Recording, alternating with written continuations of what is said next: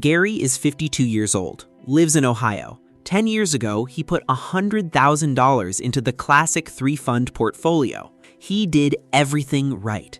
He picked VTI for US stocks, he picked VXUS for international, he picked BND for bonds. Set it and forget it. Exactly what the experts told him to do. But here's what Gary doesn't know yet. If he had picked 3 different funds, same money, same 10 years, his portfolio would be worth hundreds of thousands of dollars more today. Not because he took on crazy risk, not because he got lucky with some meme stock, because the data shows that 2 of the 3 funds in the classic portfolio have been quietly holding people back.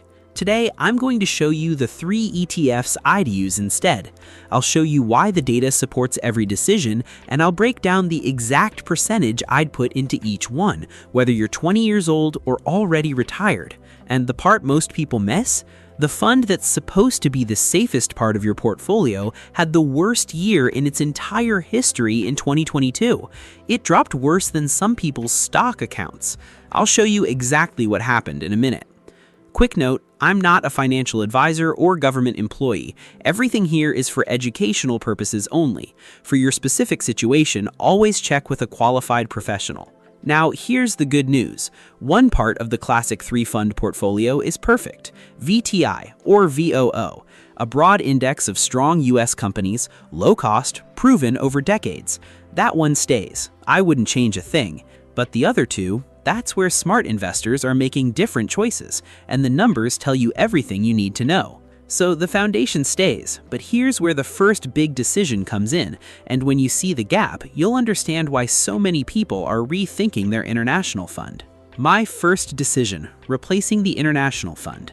In the classic 3-fund portfolio, the international slot goes to something like VXUS, Total International Stock Market. The idea is simple. Own companies outside the US just in case America has a bad decade.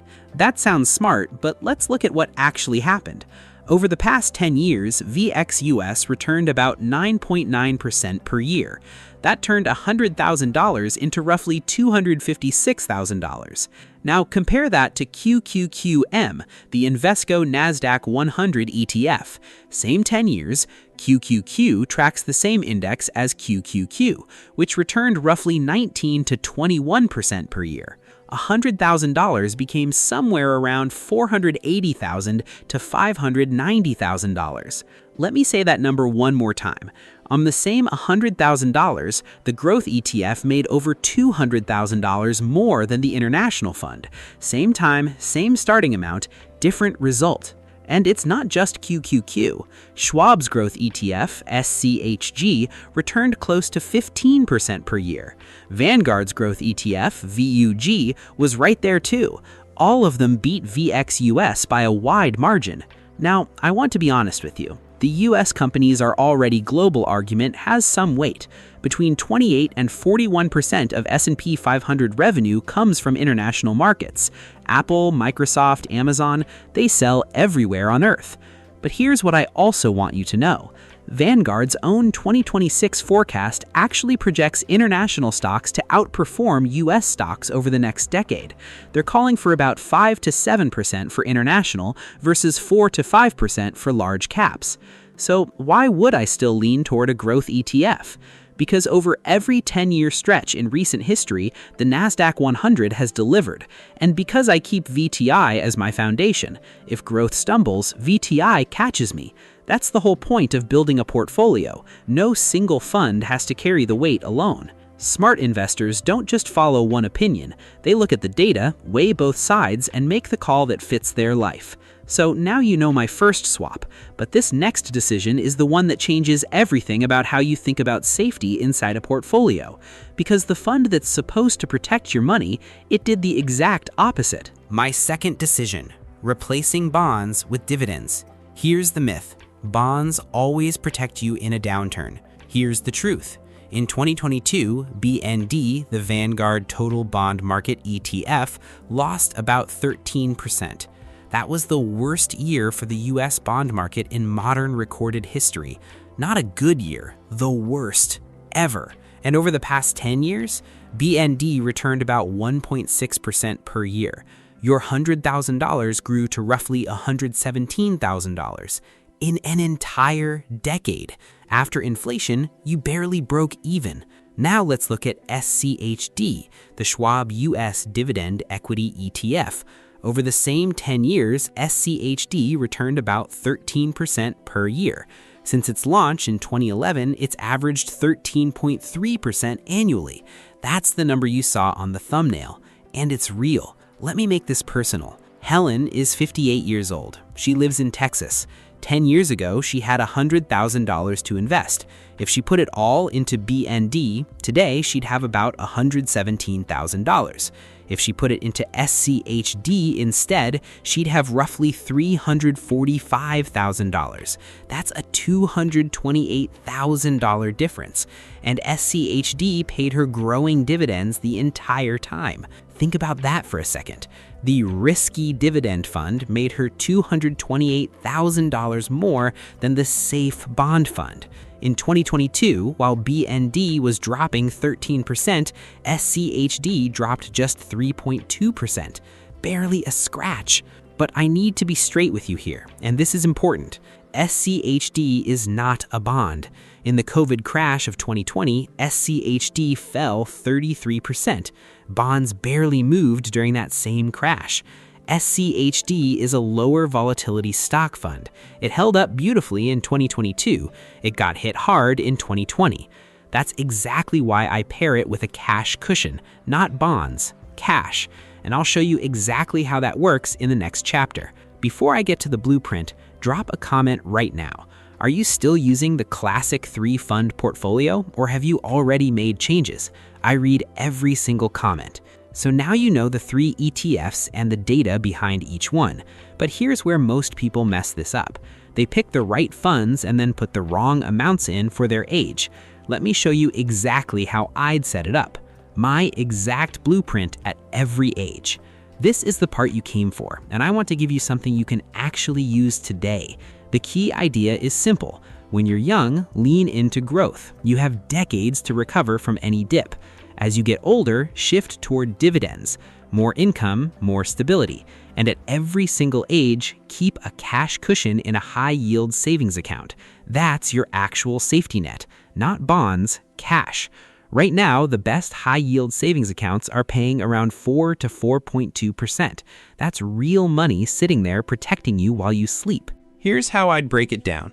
If you're in your 20s, keep it simple. 33% VTI, 33% in a growth ETF like QQQM, 33% in SCHD. At this age, your only job is to get money in, consistently, every single month. Don't chase flashy stocks. Build these 3 positions. Keep an emergency fund in savings and focus on the habit. In your 30s, I'd tip the scales. 40% growth, 40% SCHD, 20% VTI. You're earning more. You can handle more growth exposure. Keep 6 months of living expenses in that high-yield savings account. In your 40s and 50s, things shift. 50% VTI becomes your anchor. 25% growth, 25% SCHD. You're in your prime earning years, but you're also protecting what you've built. Keep 1.5 years of expenses in cash. And here's a tax tip most people miss. Put SCHD in your Roth IRA. Those dividends grow completely tax-free, forever. Put your growth ETF in your taxable brokerage account. Its yield is under 0.5%, so your annual tax bill stays tiny. That one move alone could save you thousands over a decade. Qualified dividends, the kind SCHD pays, are taxed at 0% for married couples with taxable income under about $99,000. That means some of you watching right now could collect those dividends and owe nothing. In your 50s approaching retirement, shift more toward income. 30% VTI, 30% growth, 40% SCHD. Dividends are becoming your future paycheck now. Keep that cash cushion at 1.5 years. And if you're retired, meaning your investments cover your living expenses, safety matters most. Here's what I'd do. 40% VTI, just 10% growth, 50% SCHD for income and stability, and 3 full years of expenses sitting in a high-yield savings account earning around 4%. Here's why that cash cushion matters so much. Market downturns usually last 1 to 2 years. If you have 3 years of expenses in cash, you never have to sell your investments when they're down. You just live off the savings, let your portfolio recover, and come back stronger on the other side. For 2026, your IRA contribution limit is $7,500 if you're under 50, $8,600 if you're 50 or older. Your 401k limit is $24,500, and if you're between 60 and 63, there's a new super catch-up that lets you put in even more. Max out what you can. Every dollar counts.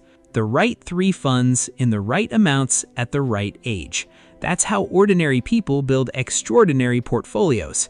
If someone you know is still running the classic 3-fund portfolio without looking at the updated data, send them this video right now. It could be worth hundreds of thousands of dollars over their lifetime. Tell me in the comments, which age group are you in, and which of these 3 ETFs are you most interested in adding first? If you're building real wealth from your investments and want to stay ahead of changes like this, subscribe to this channel. I break down the data every single week so you don't have to.